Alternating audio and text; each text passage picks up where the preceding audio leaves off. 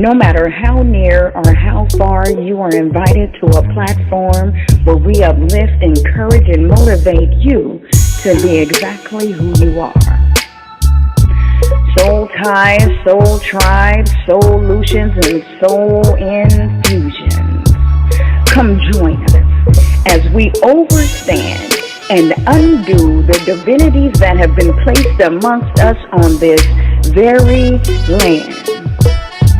So what can you expect? Crown checks, temperature checks, microphone checks. Wait till you see what's next. Welcome, Soul Star.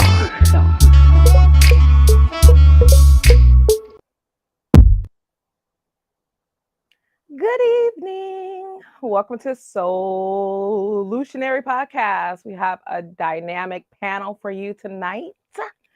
So let's just get started. Oh, actually, let's set the intentions tonight for positivity.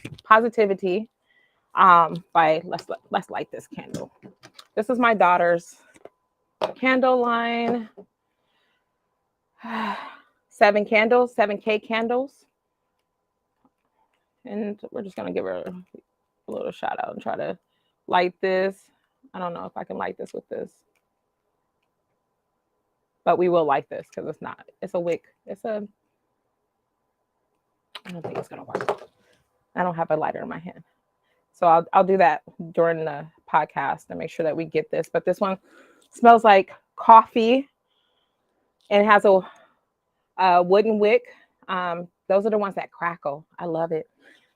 So that's her candle. Let me know if you are interested. Like I said, tonight we're going to be talking about saving our youth, and we have a dynamic panel for you. A few of us on this panel tonight are actually from Kitsap County. So we're definitely bringing our sisters back to have this conversation here. Let's go ahead and get started. Our first and foremost panelist is Milagros T.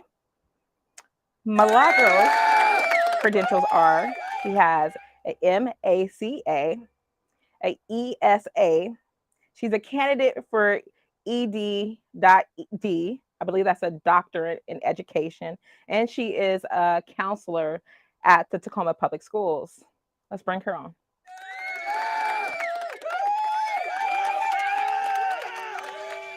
Hey, Milagros, how are you? Hi, sis. I'm good. I'm doing real good. Great. Did I get all your credentials right? Girl, you got all the letters. Yes. Okay, I'm I'll make trying to do something over here. Yes. Add more letters. I want the whole alphabet eventually. I ain't mad. I just don't see Z.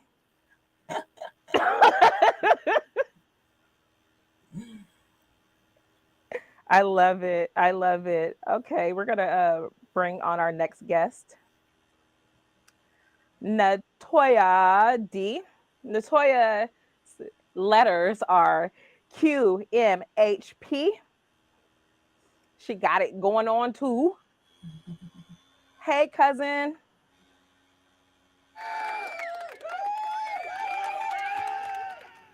How are you? Excellent. How are you? Good. Good to see you, Milagros. Haven't seen you in a while. It's been a minute, but it's good to see you. These are the two natives that are coming home or, viewing in or coming in via online to give us some good words to try to clear up some of these, give us some solutions. Our next guest is Tamara. And Tamara is the owner or organizer for Peachy Books Adventures. Hi, T. Hello. How are you? I'm doing great. How are you? Thank you for being here. Did I get your name right? It's okay.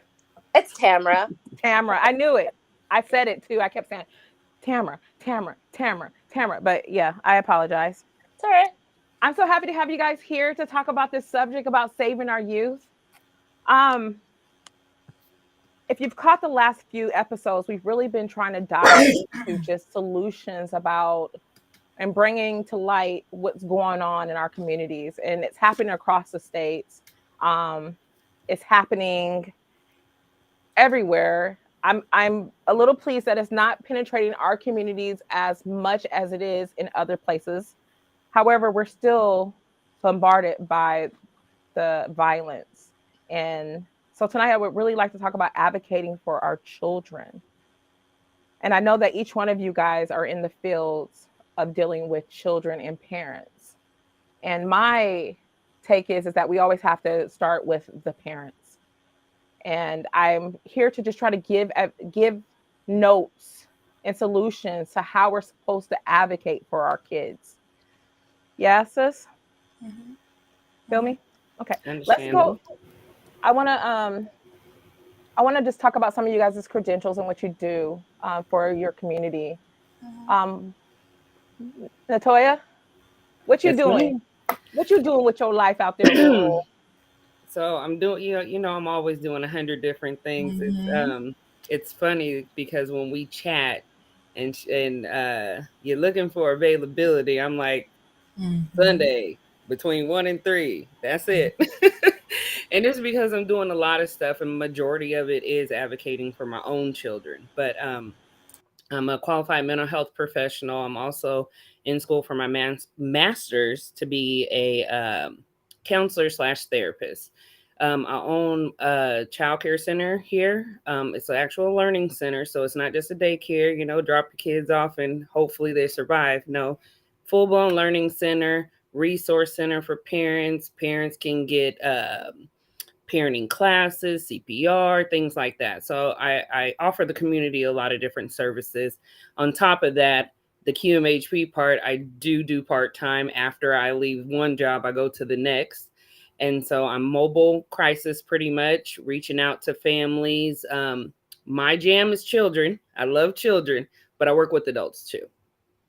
Excellent. Mental health, huh? Yes. I'm going to be begging for some of your assistance here because this is what it's all about. I feel like it's really boils down to the mentals of our people. We're just like, I feel like we're so broken at times, Mm-hmm. and some of us just don't see the way clear.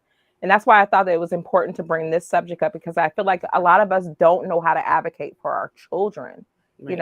and we just let them slip through the cracks. We let these public schools do whatever and act whatever they want that's affecting our kids, and we're just not advocating for them and advocating for what we need in the school districts. And I, Tamara, Tamara. Tamara, Tamara. I'm gonna get it wrong all the time. I'm just gonna say T. If I could, What was that? can I just call you T? That works. Okay, great. I know that you do a lot of work as well in the community doing with solutionary work. You're doing a solutionary work with your group. I remember having a conversation with you about the advocacy in the schools regarding our youth. Do you remember that conversation? I do. Do you remember what you told me? Can you tell everyone else? Ooh, that was a late night. It was, and we were, yeah. Um, so I work with kids outside of the classroom. One of the things that is really important to me is, all of our school districts are different, and I like to bring the level of academics that exists in some of the school districts to all of the kids I work with. Um, it's my way of leveling the playing field a little bit.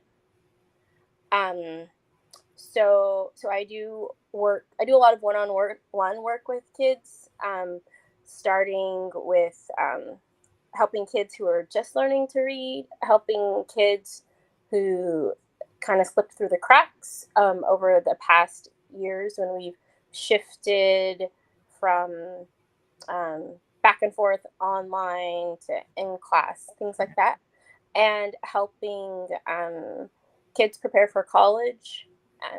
Helping some, I work with a student right now who I'm helping um, find HBCUs to attend and apply to those. And Right. yeah, for my in my reading group, it's we're practicing reading. That's one of the goals, but we're also building community, and it is for Black children, and they have to read enough about kids who don't look like them. And so this is a safe place where we can read and talk about things that are important to them. So are you telling me that you have your group reading Black books? Only. Yes, ma'am. Only. Black books, Black authors. Yeah.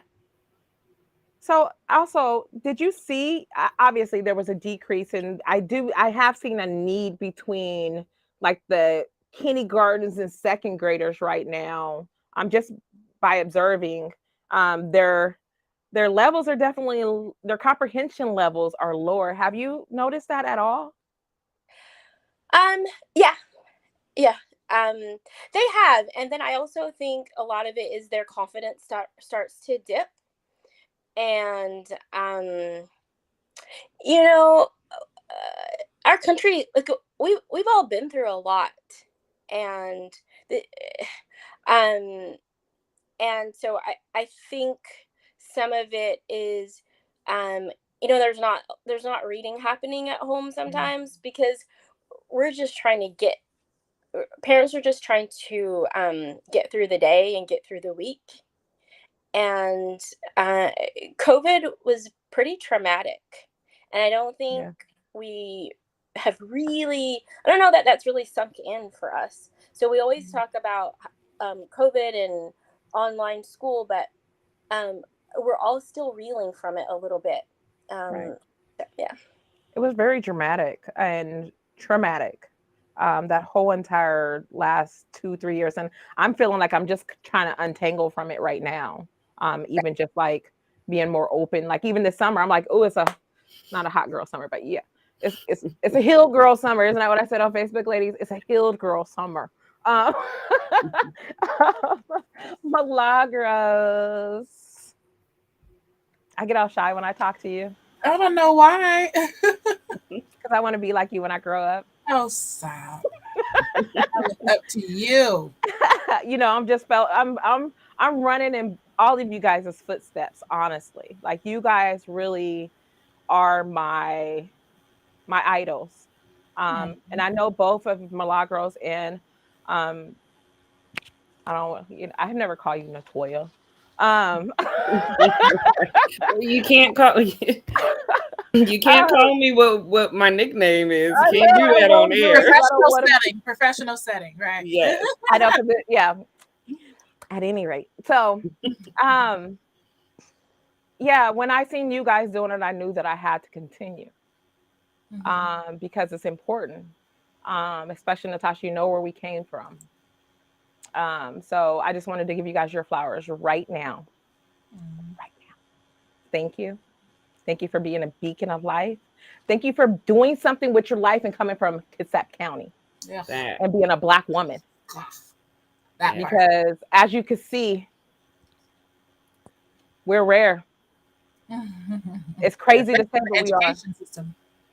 Yeah, truly. I mean, honestly, I think I got a better education system in Kitsap County than probably most people did in Washington. So I'm blessed for that. I'm blessed for the teachers that actually picked me up. But nonetheless, let's talk about you.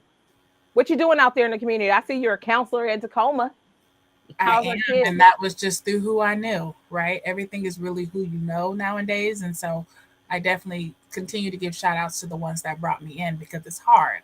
Yeah. But prior to that, though, drug, alcohol counselor, Birmingham Parks and Rec.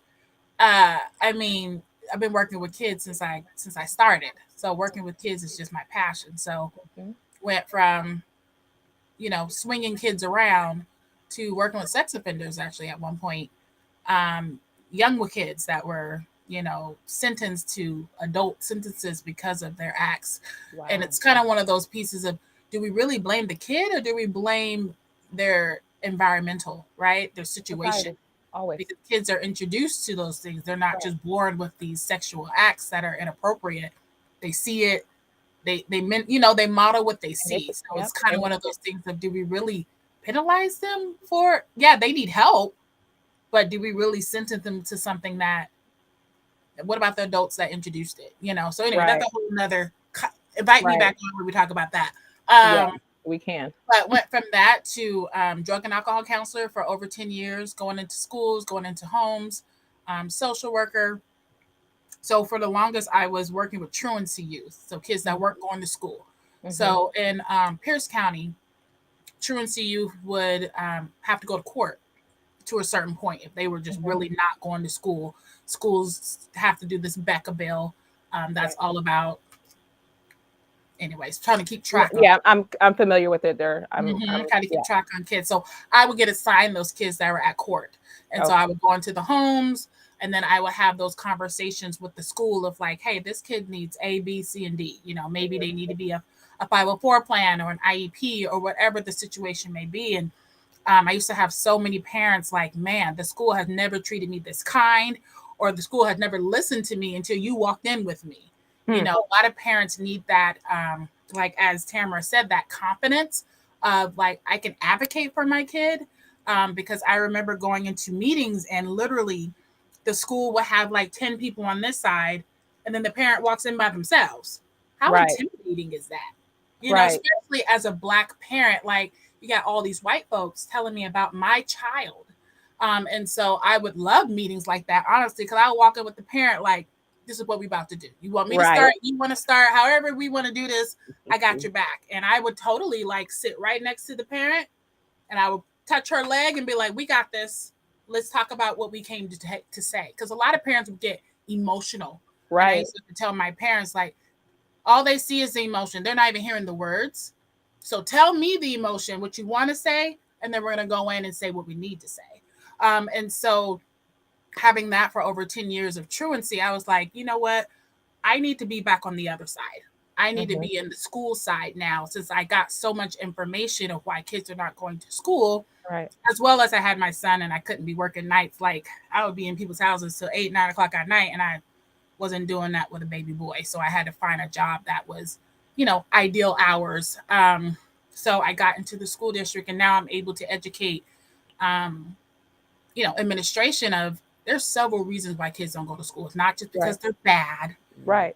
A lot of kids are staying home watching siblings. A lot of kids are the primary caretaker. You know how many kids are taking care of like their grandparents, or, you know, cooking dinner or whatever. And then kids are bullied.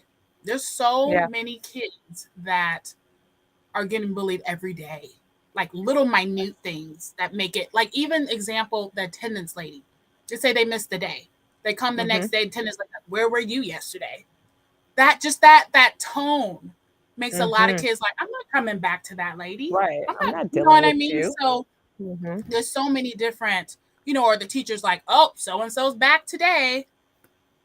Right. Is it really how we welcoming these kids back? Like, so I'm constantly bringing that to the forefront of, we really need to welcome these kids. Like, hey, what's up? Not where you been. Like, is it really necessary to say that? So yes, I'm a school counselor. Just myself of what I look like gives me credibility, because how many Black school counselors do you know? There was none in Birmingham High School. I will tell you that. So being a Black school counselor, I have so many young kids that call me auntie, call me ma, call me, that's my cousin. They see my son, like, where's my brother? Like just immediately family with these kids see me, you know? And then I have so many Black parents that are like, I don't want to talk to them. I want to talk to you. And I'm okay with it. I'm okay with being that middle person, because regardless, we need to get the information across. And if you want me to support you with that, I'll do that. So there's so many layers to just being in the school, period, let alone making our kids feel family. Like kids literally be like, Miss Thompson, yo, let me tell you what's up. And then I go tell the teacher in, you know, professional way. And it's a little bit of understanding. So I tell so many kids, close my door. And they're like, close. I'm like, close the door. Say what you want to say. So now, because they're coming from that level, like, how are we going to say it to the teacher? Right. Right. And I think that's so important.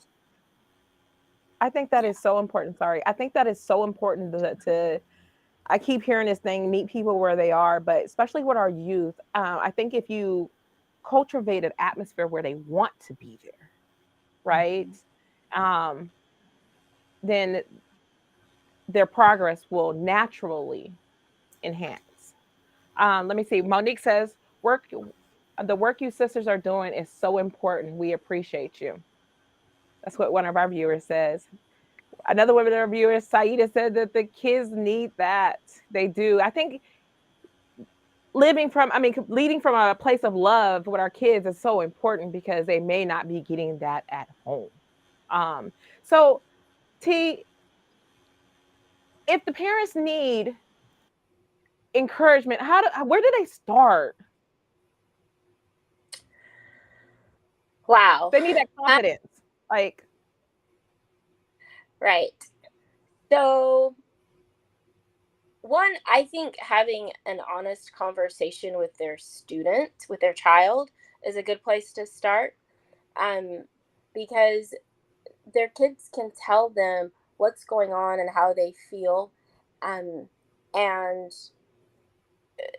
so that's the first place, is a conversation with their kid, and finding out, asking their child. Sometimes the kids don't know what they need, but sometimes they do. You would be surprised. And I think going into the school is a little tricky. Sometimes teachers are hard to approach. I think having an advocate helps, but just kind of getting as much information as they can.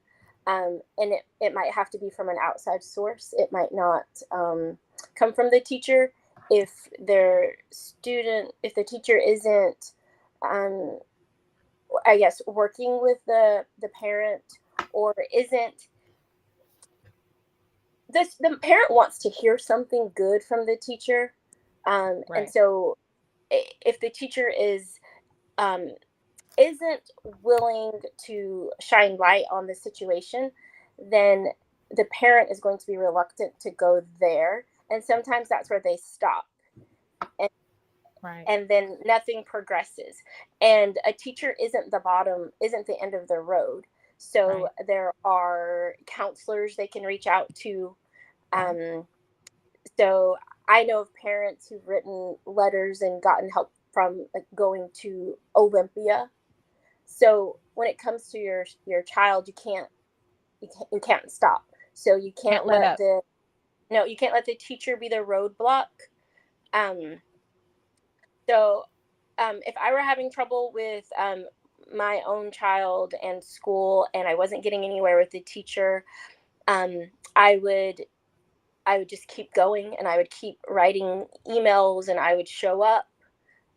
Showing your face is important. Surprisingly, especially Black kids, the teachers don't expect parents to be involved, and so the kids get treated differently, because when a parent shows their face to a teacher, that's a level of accountability. Where when even if you pop in on parent teacher night and you look that teacher in the eye and you say, shake their hand and introduce yourself, and that kind of puts them on notice, like, hey, I'm here, I care. Right. So sometimes those things make a difference. I could totally see that. You're right.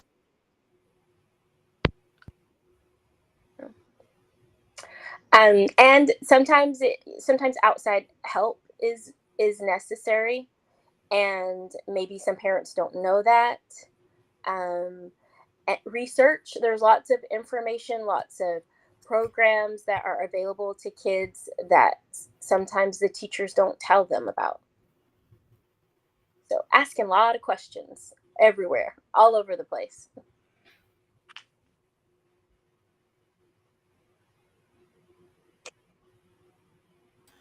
We can't hear you, sis. Yeah.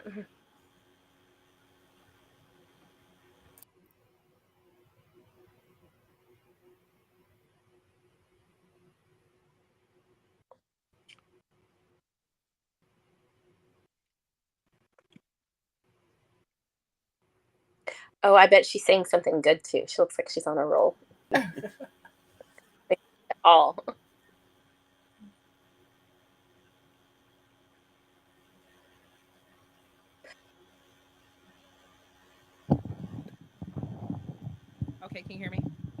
Yeah. Can you hear me now? Can you hear me now? Can you hear me now? Sorry, my mic cut out. My apologies. We're good? Yes. That's what happens when you do live shows. It's like technical difficulties happen. So I apologize. Let's get back on roll. So, Ms. Duncan, along those same lines, who are the advocates for parents? Like, other than the teacher, other than the school, where can the parents go to get advocacy for their youth, to get assistance? Like with them, um, the reason why I say that is because if we can't advocate, I do expect to go into a building, talk to our kids or talk about our. So we have to first like find a way to advocate for ourselves, because like if we're food shortage in the house, things like that, the foundational needs at home, then we can't wholeheartedly go out there and talk to anybody about what our kids need, because there won't be a what I would say like a direct message, or you won't have a focal point. You'll be all over the place. Right. And then that's where people don't want to, they look at you and they say, yeah, I don't think I can help her because it's just so much.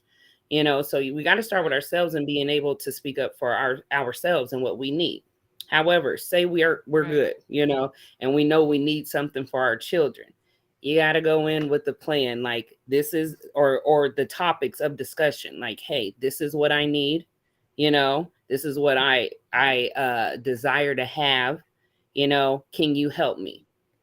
Places to go. Like T said, you can go to the schools, the school counselors. My experience right now is that these teachers, especially where I'm at, I'm in the state of Texas. I'm in Central Texas at that. The school district my kids are in are 400 teachers short. So majority of they're short 400 teachers. District right now, they're considered, so they're not trained for whatever class they're teaching. They're just a body. So if we're talking about Central Texas right now, I wouldn't even start with the teachers, because half the time they don't know what they're doing, and it's not their fault. They're trying to feed their families. They're trying to, have an income, but they're put into an atmosphere where they can't be way to go. A lot of these teachers don't have educations past high school. That's all you have to school diploma to be up. So with that being said, yes, what with that counselor, of course, reaching out to them, asking them, do they have certain resources, things like that. I know there's like a trauma history with our families with contacting the Department of Health and Human Services, CPS. Those feel like their children will be removed from their home, but it doesn't a lot to call. I'm having this, and this problem. I was wondering if you have any phone number. You don't have to tell. Oh, I didn't even know that.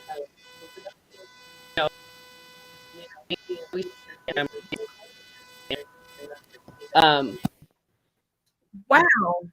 And then like to again keep at it. It's more because you want to pay. You don't want to burn out, because you might run into so many doors that just shut in your face. Like I can't help you, or call this number and then that number's disconnected, or you got to call another number. Definitely keep pushing, because sometimes you may be doing it by yourself. Mother of 3 sons, 3 black boys, and are doing great things. Like it has not been easy for me to advocate for them, because they have different personalities, they have different needs. But when one door closes, another one will open. So that diligence behind trying to find some type of resource, it's there.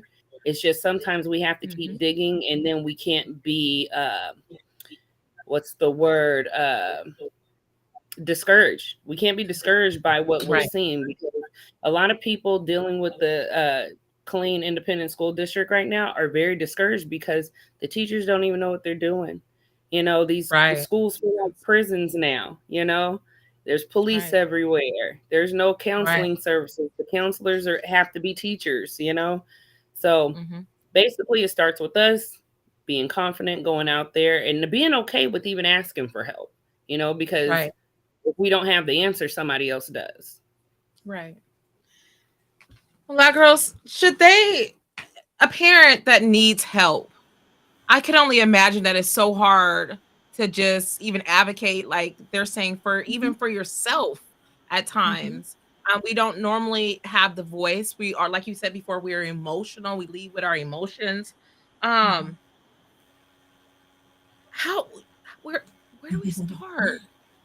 No, it's difficult, but I'm just dittoing what everybody else said. It's really, but the biggest thing with us, we have to learn to listen to our babies.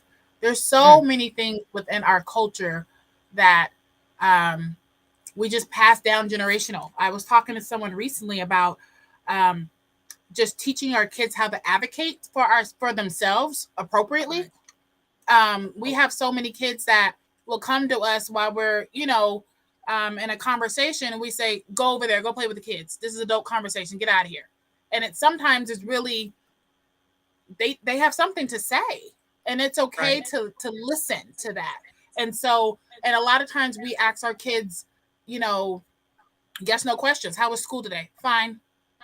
We don't ask more questions. We don't ask how they really do. Like, I ask my son every day, how were you treated today?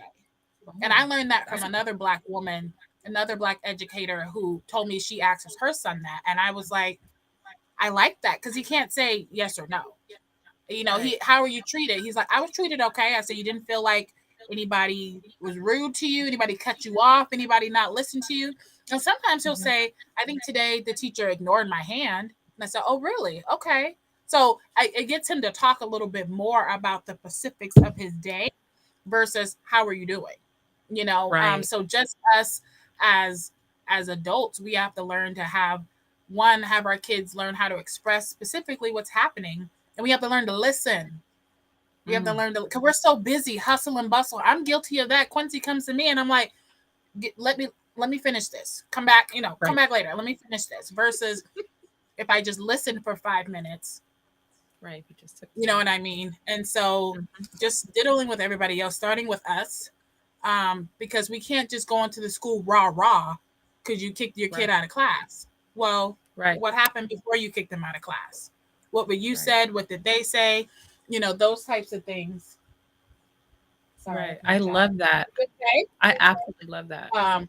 So just starting with us, and then just like she said, in terms of writing down bullet points of what we want to get across. But you have to check your resources around your neighborhood and around your community. There's some parent-led programs that help actual parents, family resource centers. You just got to look. But yeah, starting with us, getting to the root of the problem. Is it really because your kid's Black, or is it because your kid's a class clown? And admit, my kid's a class clown, and I know that. So let me figure out.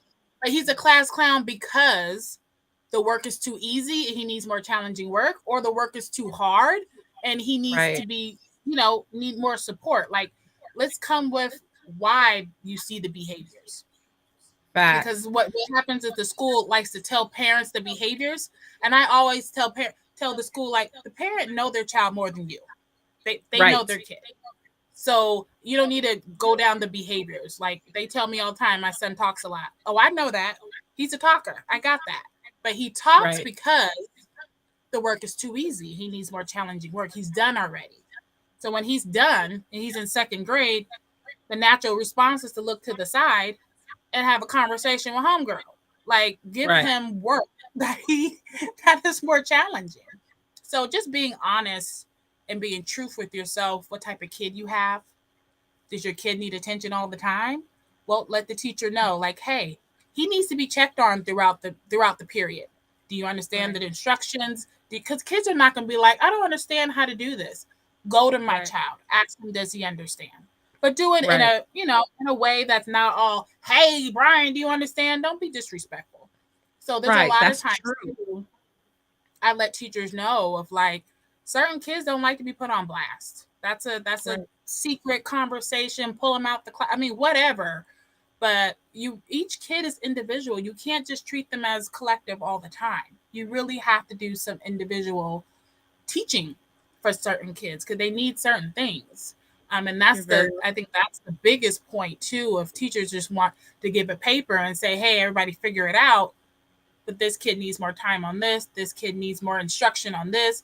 You know what I mean? And parents need to advocate. My kid, I advocate day one when my son starts a new school. My kid needs to know what's happening throughout the day. He's a very needs to know type of kid. You can't just spur the moment on him because it's going to throw him all the way off. So he needs to know what's happening.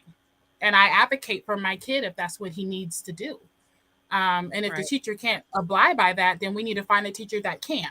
And it's okay to ask for that. So what I hear you saying, okay, we do have let me read this comment really. How they look at is how they look at is how they label the dysfunctional family, like the hero, the scapegoat, the lost child, the mascot, the caretaker. How they look at it is how they label the dysfunctional. Right. I see.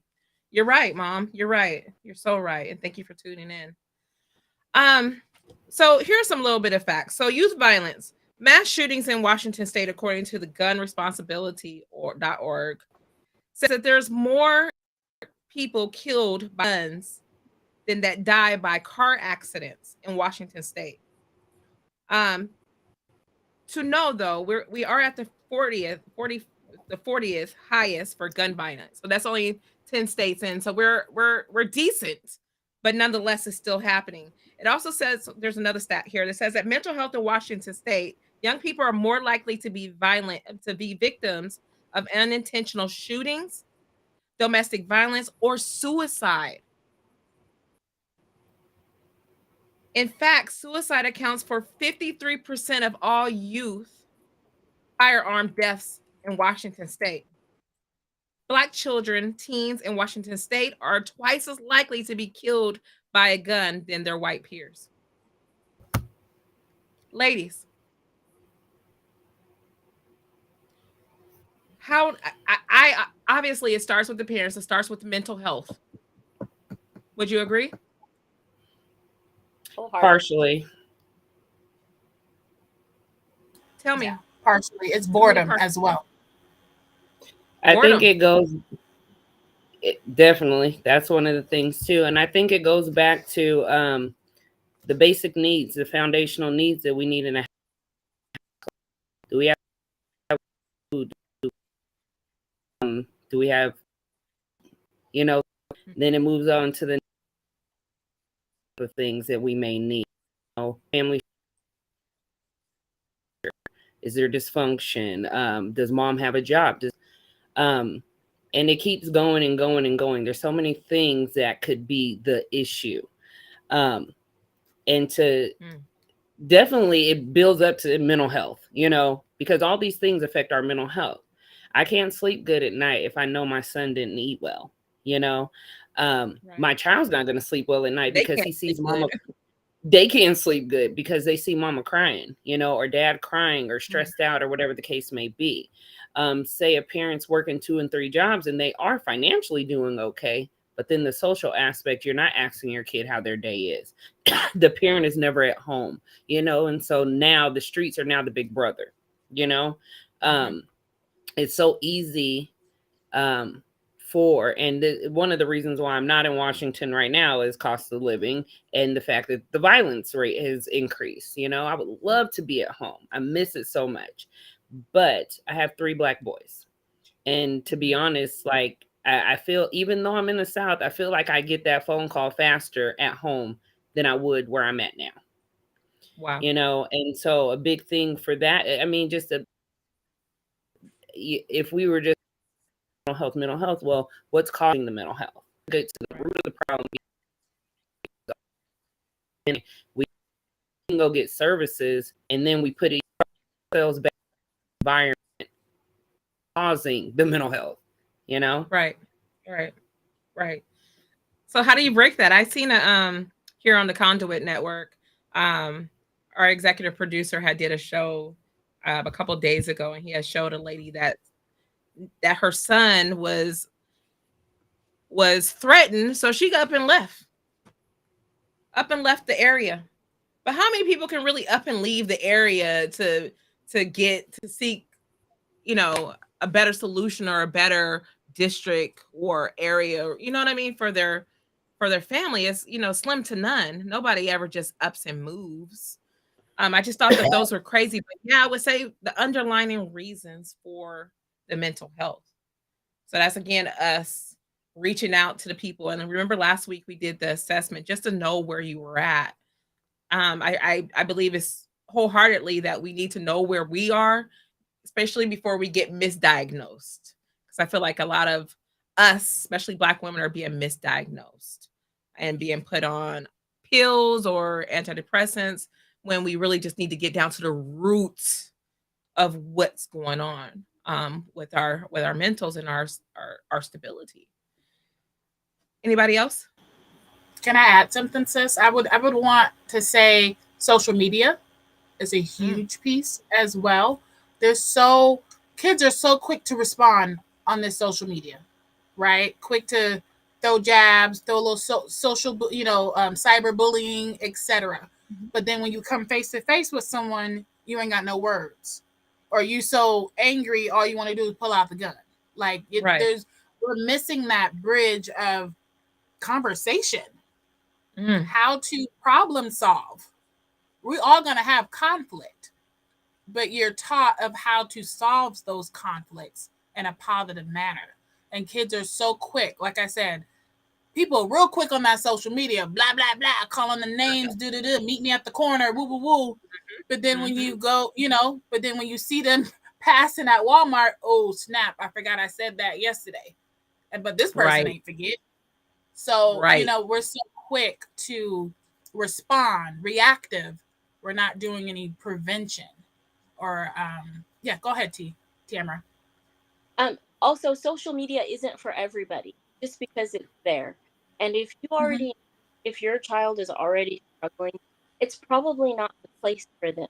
And it's okay to limit that. It's okay to have it be in moderation. And parents need to. It's a tool that they haven't taught kids how to use properly. And if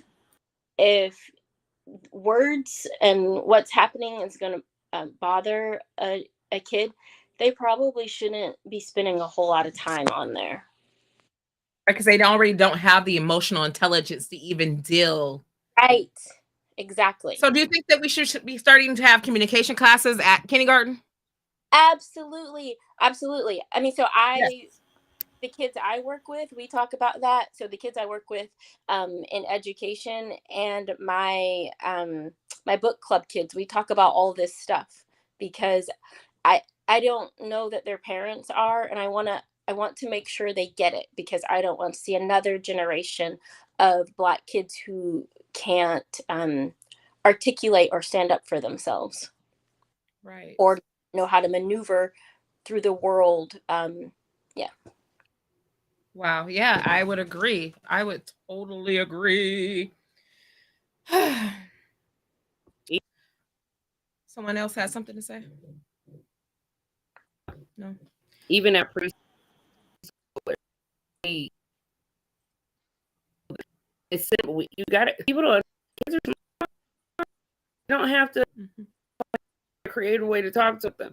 So even with our preschoolers and our 2-year-olds, we tell them, use your words. You're crying right now. What's wrong? Like, what's bothering you? Does your tummy hurt? Just being more specific and getting them to figure out, okay, what is bothering me? Right. His dad constantly on a deployment. He comes through the door screaming. And I'm like, okay, I'm not going to say his name, but I'm like, okay, wash our hands really quick. It's okay. Right. Valid, get and get them to use their words all day long. Toya, walk, use your words, and that. But even with them, use your words. Tell me what's going on. You're frustrated right now. How can I help you? Unless you use your words. And so we even have the preschooler saying, so I use my words today. You know, I did not. Okay. I love that. And we also have to be that example, because as adults, and literally the way we grew up, there was no, you can go to counseling about your feelings. We have to be vulnerable and show kids up on their own. I'm upset right now. Making me upset. Aren't trying to have those with our own kids and people in the community. Right. I totally agree. Royalty Rain says they always wonder why natural cures aren't offered before meditation be within the healthcare services. I agree, but we're going to change that because the narrative has to be something totally different. I am a firm believer that we start at, I wish I would have known this when I was having kids, but if we start with the babies and reinstilling that with them, then it carries on throughout life. This is the same way that we got into this mess. Like, would you guys agree? Mm-hmm. Yeah, but also we have to learn, like, just like Natoya said, like, we have to model it and we also have to receive it. Because I know there's several times my son will tell me, like, Mommy, what you just said hurt my feelings. And I would take it like disrespect, like, boy, you good. Like, you know, sometimes we take it. Right. I know with my parents, it's like, you can talk back to say you just hurt my feelings. They were like, if you don't get your butt in your room, you know what I mean? Right. But we have to model that, like, okay, tell me exactly what I said that hurt your feelings. Right. And then I can, like, well, what I meant was this. Did that make sense more? Because, like, we just really have to take the time to model and what's happening in our culture, especially as Black women. Like, we got 2-3 jobs. We tired. Tired. It takes time to have that conversation with your kid. It really does. And you have to listen, you have to take in, you have to receive, and to give. And how many of us really take the time to receive what our kid is saying and then give and model how to reciprocate that? Right. We really don't. And it's not our fault because we're trying to survive, right. But that's what our kids need. And so we need to change that habit of being superwoman to everybody else. You know, the girlfriend at the job need to talk about her man. We there listening like, girl, you need to do this, that, and that. But we don't take that same energy with our kid when they're like, I had a bad day at school. We're like, okay, what happened? Oh, okay, yeah, go ahead. Go get dinner, get washed up. It's time to go to bed. Like, we're like, go. But we can give our girlfriend 20 minutes when she calls with drama. Like, we really have to change that. We have to change it. And it is ingrained. Like, we really have to be intentional. Right. And like I said, when you model it, when they go to school and something happens and they're able to say, like you said, so-and-so did something and I don't appreciate that, or can you reword that, or that really hurt my feelings, man, that teacher's going to be like, wow, this kid can use their words instead of doing that behavior. Because once they see that behavior, a lot of times it's hard for them to even care what's happening at home, because all they see is that rude, disrespectful, whatever kid they want to label them as. Right. Instead of, man, at home, they're really going through it. There's a lot going on. I have to explain that so many times to teachers of, like, they just moved or they're homeless. And they're like, oh, like, yeah, if you would have called the parent, you would have found that out. That's another thing. There's so many teachers that are afraid to call parents. They are afraid. And it's like, they come to me like, can you check on this kid? I'm like, did you call the mom? Well, you need to call the mom. Like, what am I going to do? Right. Talk to you. You see that kid more than I do. Why wouldn't you call the mom and see, like, hey, what's going on with this kid? Right. Because that should be their responsibility, right? A lot of times they're afraid. They're afraid. Wow, that's crazy. Monique says, A lot of times they don't take their job as serious as we do either. Some people just in it for the paycheck. So that's a outlook on it as well. It's a paycheck. We're invested because we live this, we want the kids to have an advocate. We want the kids to have someone they can come to. We're going to check in. But a lot of people who have not lived the lives that we lived, they're not going to do what we do at all. And that's why they don't make that phone call. Milagro says exactly why they don't make it, because they don't think it's significant. Is that so? Monique says that we invest in those that we value. Does that mean that we don't value our kids? I think we don't know how. I think, there are lots of moments that we don't take. So we send our kids out the door without pouring into them. So before your kid in the morning, when you're up with your kid, and before your kid leaves the house, tell them how special they are to you. Tell them how great they are. Tell them how the world needs them. Give them things to be grateful for, instead of just bringing some positivity into their day, and start it out. So some of the practices we do for ourselves, we forget to do those with our kids. So I have affirmations that I do and meditation that I do. In the morning, I tell myself who I am before I have a conversation with anybody, because I don't allow the world to tell me who I am. And we can do that for our kids as well. They can be sitting right next to us.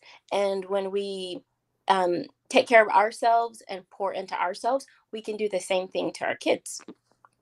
So start with ourselves. So start learning how to have emotional intelligence, so that can be transmitted to our children, and then that can be transmitted into the schools and having productive students. Is that what I hear you telling me?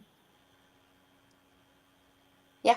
And it's never too late. Just because you have a teenager who you feel don't listen to you, it's still okay to say, you know what, man, you got some leadership skills. You about to change something. Right. Just put mine into, all that time you spent on Minecraft. Man, if you would have focused on this, you would have, like, it's still. I have a lot of parents that say, like, man, I lost them. It's too late. Like, they're already in the streets. No, there's still time to pour into them as much as you want to pour into them. I agree. Because they are our future at the end of the day. And if they're going to be the ones controlling the country while we're old and gray, I'm fearful of what I see right now, ladies. Yeah, I don't want my son putting me in a home. He better learn to take care of me. Well, how society is going now, honey, we all going to be on a plantation. I didn't say that. I didn't really say that. But we are coming up on time. Is there anything else that you guys want to? One of the things I did want to ask you, Milagros, is about the understanding your rights and responsibilities in the school system. Saida says breaking generational barriers and norms. Of course, yeah, we have to start with ourselves. We know that. We know that, and it's so hard though. You have to be intentional. Like, I'm still everything that I feel like I seen while I'm still working so hard to be different. It's really a challenge. But I wanted to know about the rights and responsibilities parents have in the school districts. So we have so many rights. You have so many rights. You can tell them you want to change teachers. You can tell them that my kid needs special accommodations. You can tell them, yeah, there's something called a 504 plan. I mean, you just have to know the terms. Okay. Yeah, there's documentation that you can have that can follow your kid all the way until they're done with high school that says that my kid needs maybe, small group for testing, extra time on this. They need to be sitting in a different place. They need to have a fidget while they're working. I mean, there's so many different rights that you have as a parent, and don't let them tell you that you don't, because you do. And you can get documentation that says all you need is, you don't even need a paper form that says your kid has a diagnosis of anything. You can just say, my kid learns better this way. And that is all you need. And then they have to accommodate that. But there's so many parents that don't know that they can advocate for those things. I've always been afraid of the IEPs. Will an IEP assist the student or not? It's a way how you look at it. It's definitely a disproportional rates of Black boys that have IEPs versus any other race, because they just feel like they slap on that because of behavioral issues, and now the kid is fixed. But really, all it does is it protects them. Like, they can't expel a kid when a kid has an IEP. So in a lot of ways, it does protect your child. Of like, the longest you can be out when an IEP is 10 days versus a whole semester they're out because of behavior. I mean, I think you can do pros and cons with anything in a school district. An IEP, I don't see it as a negative thing. I definitely see it as protection for your kid. But depends on where you are and how you view it. You can see it as a negative thing. Special education, there's a spectrum for special education. There's kids that are, physically and mentally disabled, can't write, can't read, can't talk. And then there's a kid that is highly functional, but they need special accommodations to get through the day. There's a spectrum of it, and your kid falls in somewhere in between. But once again, every school has a different culture. If the culture of your school is all the bad Black boys are in sped, that's going to be a different look than in a culture of a school. That special education can actually help your kid with different individualized plan for your child. But you can also have an individualized plan for your child without an IEP. You got to have a teacher that's willing, and you have to be a parent that can advocate. Like, literally, I go in as soon as my son start, like, hey, this is the way he learns best. My son doesn't have an IEP or a 504 plan, but I'm advocating this is the way he learns best. And his teacher is trying to, mold to that. And when she messes up, I email her right back of, remember I told you he learns best this way?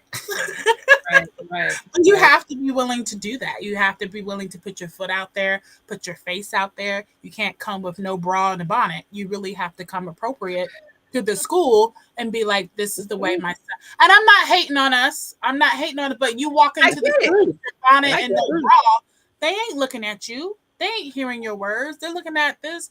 Oh, apple don't fall too far from the tree. Like, no, you need to come. And I'm not saying you need to come with a business suit, but you need to come with a bra on and your hair looking decent and advocate for your kid. Period. I agree. Oh, I agree. Whoa, that was deep. I didn't even think they did that. But I know you see it. That's sad. Ladies, let's not do that. Do not show up at your kid's school in a bonnet with no bra on. That's not okay. We need to present ourselves appropriately in public at all times, I feel like. So here are a couple tips that I did learn. So make sure the parents ask questions for clarification. If you don't understand something, ask the questions. Ask the appropriate people. Ask whomever that's going to give you the answers. Would you guys agree? Mm-hmm. Yes. Yeah, and it's okay to be like, help me explain, what does that look like? Tell me what that looks like for this school, because every school has a different culture. You know what I mean? What does it look like here at this school?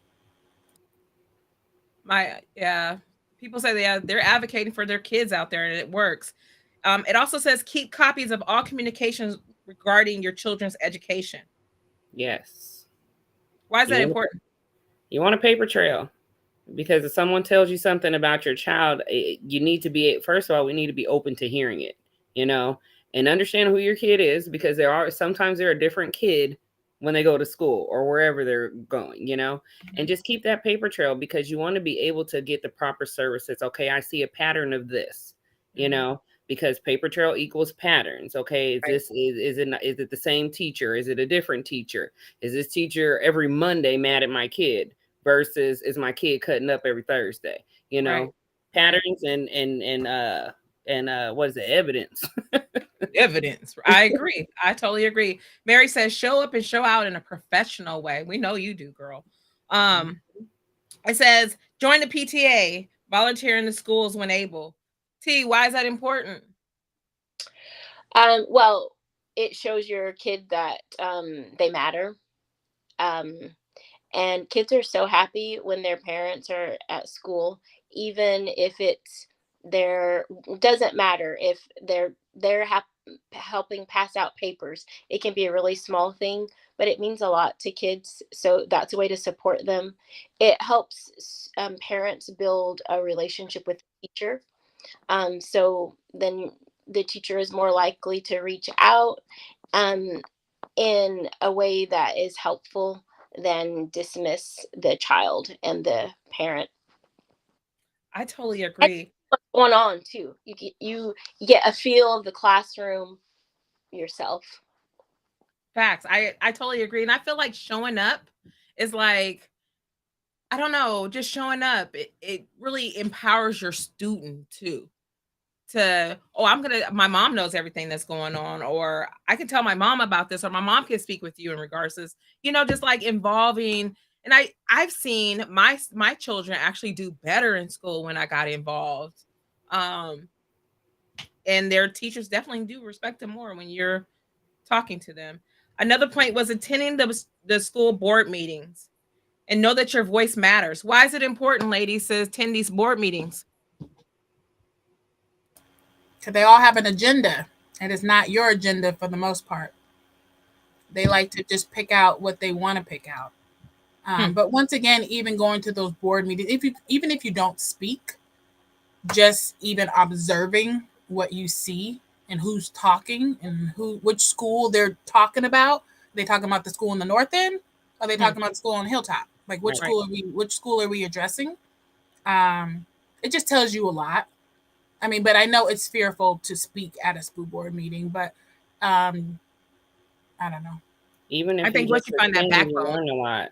You learn a lot. Like she said, you hear the ins and outs of what's going on that you wouldn't hear in a newsletter.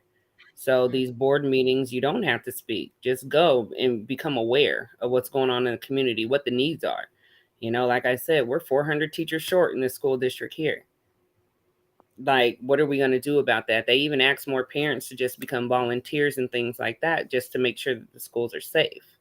So, wow, schools are safe. That's funny. I don't know if the parents are going to make sure that's happening. they can try, My though. next They one. can be of assistance. Well, I think just being on campus, period, like enhances the whole learning environment for all students. I remember when I did a parent teacher split. So the teachers, it was like a co-op. The parents had to come into the classroom twice a month and do volunteer work. My daughter did excellent in that program because I was there. She didn't have no time to mess up. She didn't have no time to get off of because I'm there. I know what you're missing in homework because me and your teacher have a rapport. So I know that building a rapport with the teachers are most important. Lastly, it says, know who the key people are. Find the right person with whom to talk to and try all avenues. You agree? Yep. Tacoma's small. You know somebody who knows somebody who knows somebody. And you go to that school board meeting and look around like, oh, that's so-and-so, so-and-so. Let me go holler at her real quick because we know the same person in common. You never know who knows who. And, look for that person of color. Give that head nod to get that attention. Let you know that you're in the room. I would even say if you're in the room and you don't know somebody and you see somebody that you feel like you can talk to or you've seen them talk and you know what their mission is, go talk to them about your problem. Go get assistance. There's your assistance right there. Do not be afraid to ask for help and just to speak your mind. Your voice matters because it's your child that's in these school districts. Half the time, the school board don't even have children in the school districts. Like, it's absurd. I absolutely just, my whole key here is that you have power and we're not using our powers. Like, this is our country. These are our counties. These are our school districts. We have the power to change these systems and the systems, the structures, the institutions. In all transparency, I pulled my daughter out of Kent School District today. I said, I'll homeschool her for the rest of the school year because you guys are inadequate. I have more problems with her being on campus than I do with schooling her. So now, definitely, Milagros, I'm going to be calling you to get assistance because I need to keep this girl busy. I got you. She's 15 and yeah, it's yeah. Woo! Good Lord. Any more advice from the motherly side of you guys? I know we're all mamas. Any more advice to the mamas out there? My thing Okay, is, well, my advice is go No, ahead. no, you're good. I was just gonna say, you know your kid. Don't let someone tell you about your kid. You know your kid, and so don't be afraid to say, "Oh, they act that way." Well, I know they act that way because A, B, and C. Like, what did you do before my kid acted that way? So don't Right, be afraid to speak up and say, "I know my kid better than you. So let me tell you what I know works for them." That type of right. situation. Because schools are quick to tell you about your kid, and you're just sitting there Facts. listening. Always just kind of be in awe of like, "Mom, is that correct? Does that sound like your kid?" And they're always like, Right. "No." I'm like, "Okay, so let's ask why your kid acted that way. Let's back it Facts. up a little." So it's okay to ask those questions, clarifying questions, and that's not disrespectful. It's really just I need to understand for myself, and just know that they get money every time your kid is in that seat. So it's okay to take some time of theirs to ask about your kid because they need your Amen. kid. Amen. And I think that's why Kent School just was really trying to not to let me take her out of that school. Like I was like, Mhm. no, this is absurd. If you guys can't handle her, I can handle her just fine. Right. And I have the credentials to teach her. I probably have more credentials than the people that are here. Like what's going on in Texas. But that's a different story. T, Right. do you have any words of wisdom? Um, I think that I don't know. I think we covered a lot. Um, I think we just to close, standing up for your kid. Tell them some good things about themselves. All of our conversations don't need to be rooted in problems or anything negative. So, whatever is happening, just kind of find a pathway to some success, whatever success looks like for your child, and make that your topic of discussion. Excellent. I love it. I absolutely love it. Tell positive reinforcements. They do everything for me. I don't know. I love being like even reading a positive reinforcement just makes me feel good, makes my day, sets my intentions for the day. So I think that that's important, especially like when your child is leaving the house. I think one of us mentioned that. Just make sure that we're giving them that positive intention to go through their day, to have the best day that they do. And also, I heard making sure when they come home to ask those open-ended questions. That way Mhm. that we're actually engaging with our child about what their day was like. Because we should know. We don't the thing is it's not just sending your student to school. They're not the daycare. I think that parents, if parents were more responsible for their children's education, we would be more in tune. But since we're not, and we have this social institution that allows us to just um to act like a daycare, really, it's absurd to me. T, I mean, Latoya, You want to call me by my nickname so I bad. do, It's okay. I do, It's I okay. do, Um, and I've called you T too. Okay, so go ahead, T, Latoya, go ahead. Your words of so wisdom. from the motherly side, your kids have to be a priority, literally. Um, I've sacrificed so much in my life because I gave birth to them, and they have to know that they're important.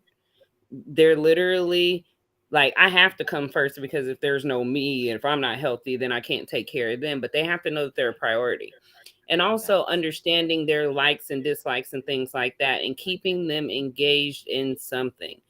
I can't tell you how tired I am majority of the time. But to keep my sons out of the streets, they play sports. They like to do gaming. They like to do science and STEM activities, whether it be online or whether it be in person. I'm always trying to involve them in something that they like, not what I want for them.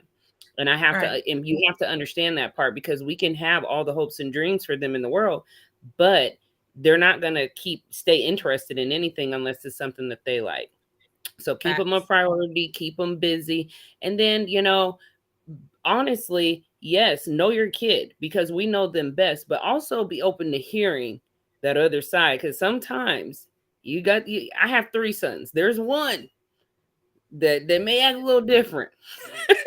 And so when I hear certain things, I do my research. I'm like, I'm looking through the cell phones, I'm hearing the friend conversation. I'm like, these teachers are right. This child is acting different. So Right, be right. open to, sometimes you have to be open to hearing how somebody else's, their perception of what your child is doing.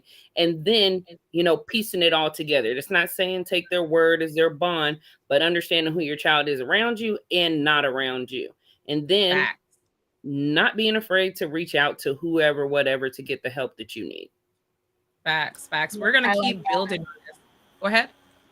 No, I said I like that. Being a nosy parent is a good parent. That's what I tell my parents. Like, it's okay to be nosy.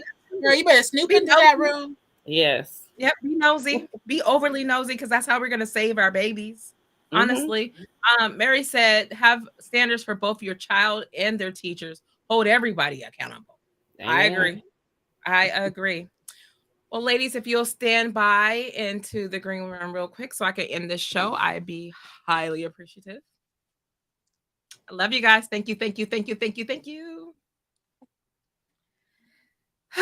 So make sure you like, share, and subscribe.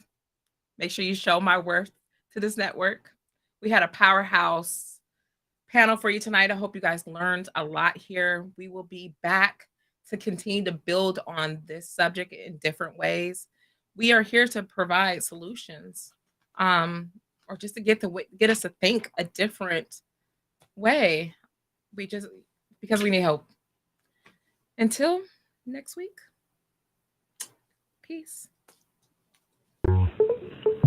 My soul sisters, no matter how near or how far, you are invited to a platform where we uplift, encourage, and motivate you to be exactly who you are. Soul ties, soul tribes, solutions, and soul infusions. Come join us as we overstand and undo the divinities that have been placed amongst us on this very land. So what can you expect? Crown checks, temperature checks, microphone checks. Wait till you see what's next. Welcome, soul to stars.